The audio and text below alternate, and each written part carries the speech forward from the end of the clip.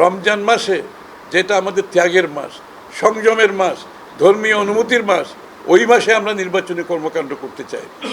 এরপরে পরীক্ষা, তারপরে আবহাওয়াজনিত সমস্যা, ঘূর্ণিঝড়, তারপরে এপ্রিলে কিভাবে আপনি নির্বাচন করবেন? অবস্থান বাংলাদেশের সিংহভাগ রাজনৈতিক দল, আমার মতে 90% উপরে রাজনৈতিক দল ডিসেম্বরে নির্বাচনের সিদ্ধান্ত দিয়েছে। তারা তাদের ডিসেম্বরের নির্বাচনের জন্য তাদের প্রস্তাব, তাদের মতামত পরিষ্কার করেছে। কারণ আগামী 1-1.5 মাসের মধ্যে আমাদের সংস্কার কার্যক্রম শেষ হয়ে যাওয়ার কথা। এর বেশি লাগার কোনো কারণ নেই। আর বিচার কার্য চলছে, বিচার বিভাগের অধীনে এটা বিচারালয়ে বিচার চলছে। সুতরাং সরকার আসবে যাবে, বিচার অব্যাহত থাকবে। আর বিচারের আওতায় এখনও পর্যন্ত যারা আসে নাই, ডিসেম্বর পর্যন্ত সরকারের আনার সুযোগ আছে।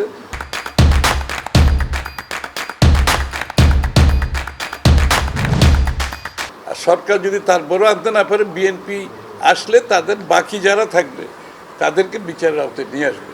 কারণ বিএনপির থেকে ক্ষতিগ্রস্ত কোনো দল বাংলাদেশে বেশি হয়নি।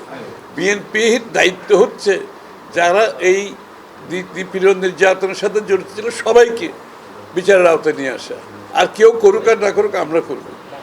আর এরপরে নির্বাচন ডিসেম্বরে যাওয়ার কোনো সুযোগ নেই, কারণ সব কিছু কাজ সমাপ্তির দিকে এখন।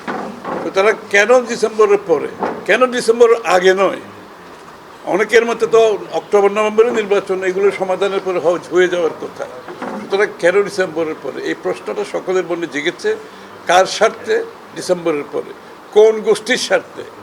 যদি ওই গোষ্ঠীর স্বার্থে যদি 90% রাজনৈতিক দলকে উপেক্ষা করে সিদ্ধান্ত দেওয়া হয়, তাহলে সন্দেহ মানুষের মনে জাগবে আগামী দিনে ওই গোষ্ঠীর জন্য তারা যেভাবে প্রভাবিত হচ্ছে ওই গোষ্ঠীর স্বার্থে, তাহলে আগামী দিনে একটা সুষ্ঠু নির্বাচন বাংলাদেশে হবে কি না, এই প্রশ্ন মানুষের মনে জেগে গেছে ইতিমধ্যে।